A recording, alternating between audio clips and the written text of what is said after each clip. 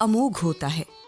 श्री भाई जी आध्यात्म साधन की उस परमोच्च स्थिति में पहुंच गए थे जहां पहुंचे हुए व्यक्ति के जीवन से जगत का परमार्थ के पथ पर बढ़ते हुए जिज्ञासुओं एवं साधकों का मंगल होता है। हमारा विश्वास है कि जो व्यक्ति इन उपदेशों को मनन पूर्वक सुनेंगे एवं अपने जीवन में उनकी बातों को उतारने का प्रयत्न करेंगे, उनको परमार्थ पथ में निश्चय ही विशेष सफलता प्राप्त होगी। भारतीय सनातन धर्म के सिद्धांतानुसार ब्रह्म, परमात्मा और भगवान एक ही हैं। ब्रह्मेति परमात्मेति भगवानिति शब्दते। वे नित्य अनंत रूपा लीला वासिनी के रूप में अभिव्यक्त हैं। इस नारी भाव की लीलाभिव्यक्ति ही उनके अनंत सौंदर्य और अनंत माधुर्य का प्रकाश है। इसी मधुरतम लीला में रस और भाव का माधुर्य प्रकट होता है और उसी का पूर्णतम स्वरूप है श्री कृष्ण और श्री राधा।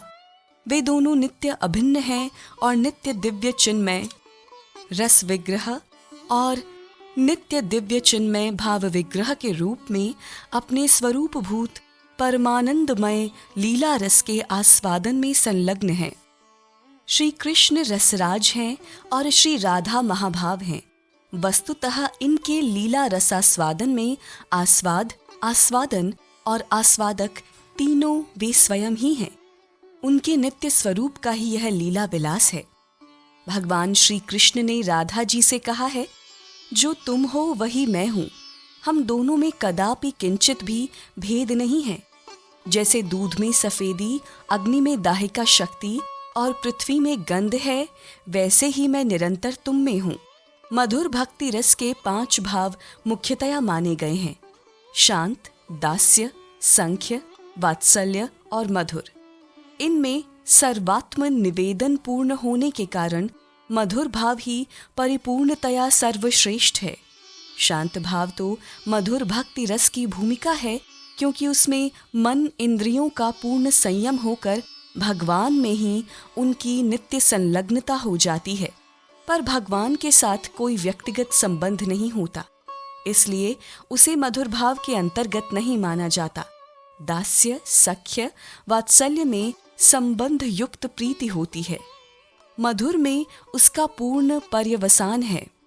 यह मधुर भाव जहाँ पूर्ण रूप से लीलायमान तथा आत्यंतिक रूप से अभिव्यक्त होता है, वही महाभाव है और वही श्री राधा जी का रूप है। रस साम्राज्य में प्रेम का विकास होते होते महाभाव तक पहुंचना होता है। उसके 8 स्तर माने गए हैं: प्रेम, स्नेह, मान, प्रणय, राग, अनुराग, भाव और महाभाव। विषयी लोगों के मन में निज सुख की नित्य कामना रहती है। वे दूसरों के साथ जो सद्भाव, सद्व्यवहार, संयम, त्याग आदि करते हैं, सब इस सुख की कामना को लेकर ही करते हैं। अतएव वहाँ वास्तविक पवित्र त्याग का सर्वथा अभाव है। इसलिए वह प्रेम नहीं है, वह तो काम है, जो प्रेम साम्राज्य में सर्वथा हेय तथा त्याज्य है। संसार में इस समय ऐसे बहुत तामस भाव से समावृत मूढ़ नराधम मनुष्य हैं, जो अपना अनिष्ट करके भी दूसरों का अनिष्ट करते हैं। वे कहा करते हैं, हमारा चाहे जितना नुकसान हो जाए, पर उनका नाश करके छोड़ेंगे। परंतु विषयासक्त तथा विषयकामी पुरुष ऐसा नहीं करते। वे अपने अनिष्ट करके दूसरे का अनिष्ट नहीं करना चाहते, पर अपने लाभ के लिए, अपने सुख स्वार्थ की सिद्धि के लिए दूसरों के हितों का नाश करके उन्हें दुख पहुंचाया करते हैं। यद्यपि उनको परिणाम में लाभ नहीं होता, क्योंकि जिस कार्य से दूसरों का अनिष्ट होता है वह पाप कार्य है, और पाप सदा ही दुख परिणामी होता है। यह पशु भाव है। जैसे पशु प्रायः न तो दूसरे के दुख कष्ट की अनुभूति करता है और न किसी के द्वारा उपकार प्राप्त होने पर उसके प्रति कृतज्ञता की वृत्ति रखता है, इसी प्रकार विषयासक्त मनुष्य प्रायः अपने ही स्वार्थ और सुख लाभ की बात सोचता है। दूसरे जीवों के भी हृदय हैं, प्राण हैं, उन्हें भी सुख दुख होता है, इसकी ओर वह ध्यान नहीं देता। यही असुर भाव भी है। जहाँ मानवता जागृत होती है वहाँ ऐसा नहीं हुआ करता। इसी से मनुष्य के लिए 3 ऋण या 5 ऋण चुकाने के लिए त्याग का विधान है। त्याग वृत्ति से ही मानवता का विधान होता है।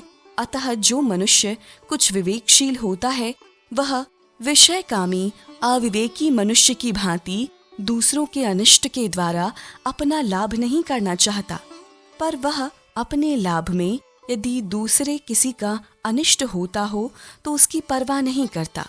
उससे आगे बढ़ा हुआ मनुष्य यह देखता है कि मुझे जिसमें लाभ होता है इससे दूसरे का अनिष्ट या हानि तो नहीं होती। यदि दूसरे का अनिष्ट होता है तो वह अपने लाभ के लिए उस कार्य को नहीं करता।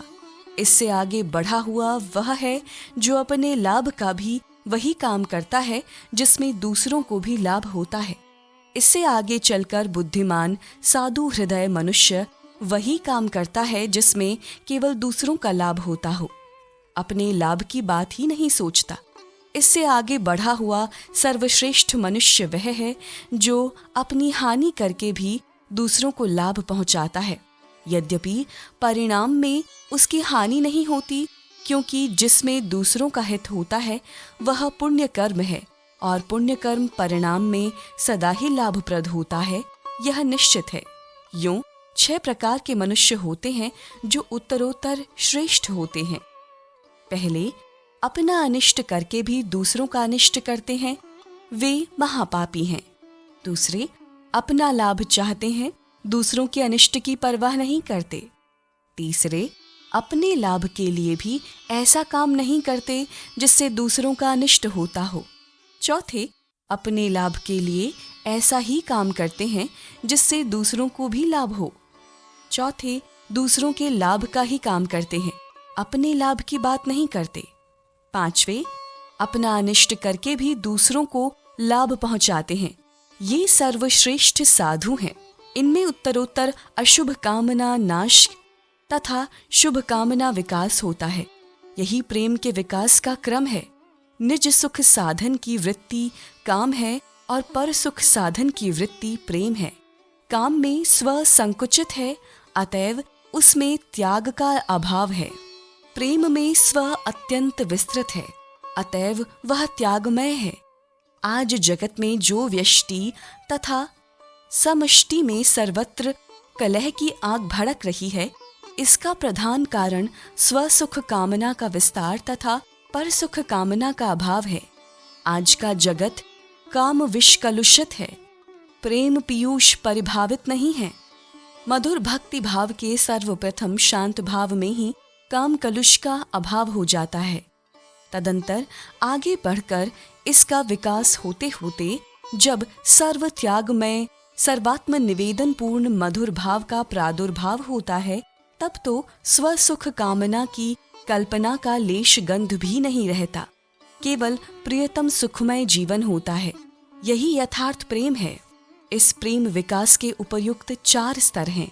विषय भोगों के त्यागी भगवत जन के मन में शुद्ध सात्विक की प्रियतम श्री कृष्ण को सुख पहुंचाने की जिस पवित्र अनुपम अन्यन्य वृत्ति का उदय होता है, वह प्रेम है। वह प्रेम अपने विषय प्रियतम श्री कृष्ण को पाकर जब चित्त को द्रवित कर देता है, तब प्रेमी जन के उस धन को स्नेह कहा जाता है। दीपक जब घृत से भरा होता है, तब उसमें जैसे उष्णता और ज्योति बढ़ती है, वैसे ही स्नेह के उदय से हृदय में श्री कृष्ण दर्शन की पवित्र लालसा बढ़ती है, जिसमें सर्वथा नवीन अत्यंत माधुर्य अनुभव होता है। स्नेह के इस प्रकार के उत्कर्ष को मान कहते हैं। श्री कृष्ण प्रियतम को अधिक सुख देने के लिए हृदय के भाव को छिपाकर जिसमें वक्रता और वामता का उदय होता है, मन की उस मधुर स्थिति का नाम मान है। ममता की अत्यंत वृद्धि से जब मान उत्कर्ष को प्राप्त होता है, तब प्रियतम से अभिन्नता बढ़ जाती है और हृदय में महान हर्ष छा जाता है। इस अवस्था में प्राण, मन, बुद्धि, शरीर, खान पान तथा वस्त्राभूषण आदि सभी में प्रियतम से कुछ भी पृथकता नहीं रह जाती। तब उसको प्रणय कहते हैं। प्रियतम श्री कृष्ण से मिलने की आशा में जब दुख भी परम सुख हो जाता है, और अमिलन में सभी सुख अपार दुखमय प्रतीत होते हैं, यों प्रणय जब उत्कर्ष को प्राप्त कर इस स्थिति पर पहुंच जाता है, तब उस पावन प्रेम का नाम राग होता है। जब नित्य अनुभूत प्रियतम श्री कृष्ण प्रतिपल नए से नए दिखाई देते हैं, प्रतिपल वे अधिक अधिक अत्यंत महान, अनुपम, पवित्र, सरल, सुंदर और मधुर दिखाई देते हैं, राग जब उत्कृष्ट को प्राप्त होकर समातीत रूप से बढ़ जाता है, तब जो ऐसे लक्षण प्रकट होते हैं वे अनुराग के नाम से कहे जाते हैं। जब प्राण त्याग से भी अधिक अत्यंत घोर तथा कठिन दुख सर्वथा तुच्छ हो जाता है, वरम प्रियतम श्री कृष्ण की प्राप्ति के लिए जब वह परम मधुर तथा परम सुखमय एवं नित्य वांछनीय हो जाता है और श्री कृष्ण मिलन एवं एकमात्र उनके सुख के लिए मन में अपरिमित चाव बढ़ जाता है, तब वह बढ़ा हुआ अनुराग ही मंगलमय मधुरमय भाव नाम धारण करता है। यह भाव जब उच्च स्तर पर पहुंच जाता है, तब उस परम मधुरतम, परम निर्मल, परम विशुद्ध, सर्वाधिक पवित्र भाव को महाभाव कहते हैं।